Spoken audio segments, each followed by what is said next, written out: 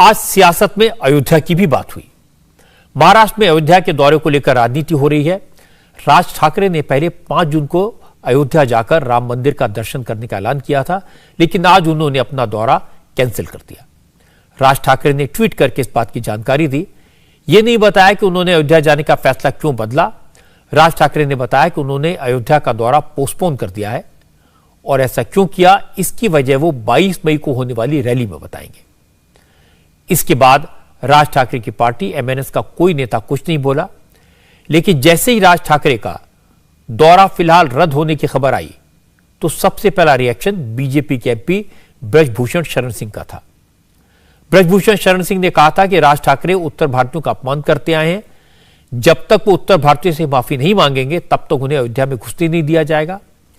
आज ब्रजभूषण शरण सिंह ने कहा कि राज ठाकरे की बदनसीबी है कि उन्हें पुरानी गलती को ठीक करने का मौका उन्होंने खो दिया। राज ठाकरे बहुत दुर्भाग्यशाली व्यक्ति है, उसका दुर्भाग्य पीछा नहीं छोड़ रहा है। एक ऐसा अवसर था उसके पास, मैं तो कहूंगा इस अवसर से वो फिर चूक गया। अगर वो हमारे संतों से माफी मांग लेता, योगी जी से माफी मांग लेता, मोदी जी से माफी मांग लेता, तो उत्तर प्रदेश या उत्तर भारत बड़ा महान लोग हैं यहाँ की, तो इनका गुस्सा कम हो जाता। माफी ना मांग करके उसने घाव को ताजा कर दिया। फिर माफी ना मांग करके उसने घाव को फिर हरा कर दिया। राज ठाकरे को आज कांग्रेस के नेता संजय निरुपम को भी चढ़ाने का मौका मिला। संजय निरुपम ने कहा कि राज ठाकरे ने उत्तर भारतीयों के साथ जो किया वो उसका प्रायश्चित नहीं करना चाहते, इसलिए उन्होंने माफी नहीं मांगी बल्कि अपना दौरा ही टाल दिया। मुझे तो लग रहा है कि अभी अयोध्या का दौरा रद्द हुआ और कहीं आगे जाके हिंदुत्व का मुद्दा भी न छोड़ देंगे।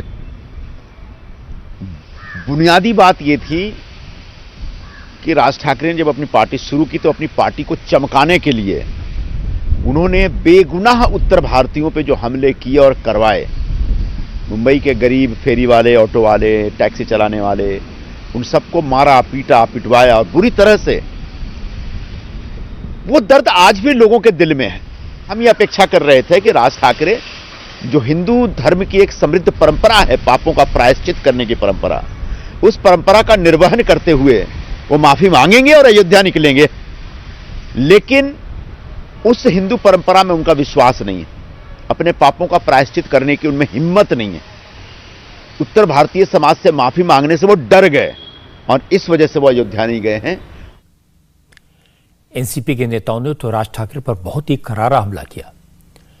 एनसीपी के नेता सूरज चव्हाण ने कहा कि राज ठाकरे डर गए, उन्होंने ठाकरे सरनेम की इज्जत मिट्टी में मिला दी, ठाकरे होकर भी डर गए। रामचंद्र कह गए सीता मैया से, ऐसा कलयुग आएगा, ठाकरे सरनेम होने पर भी वो ब्रिजभूषण से डर जाएगा। आज जो ठाकरे सरनेम की वैल्यू थी उसको कालिक लगाने का काम राज ठाकरे जी ने किया है। महाराष्ट्र में हमेशा अपनी भूमिका बदलते हुए लोगों ने देखा था, आज देश देख रहा। मुझे लगता है कम से कम इस मामले में राज ठाकरे का मजाक उड़ाना उचित नहीं है। यह सही है कि उन्होंने उत्तर भारतीयों के खिलाफ तरह तरह के बयान दिए थे। राज ठाकरे ने अयोध्या जाने का ऐलान भी बड़े जोर शोर से किया था, पोस्टर्स लगाए थे, इसलिए अयोध्या जाने का प्लान पोस्टपोन होने पर सवाल तो उठेंगे। लेकिन यह भी सही है कि जिस तरह से ब्रजभूषण शरण सिंह ने धमकी दी थी कि अगर राज ठाकरे वहां जाते तो एक विवाद खड़ा होता, झगड़ा होता, इसलिए इस फैसले को टालना बेहतर है।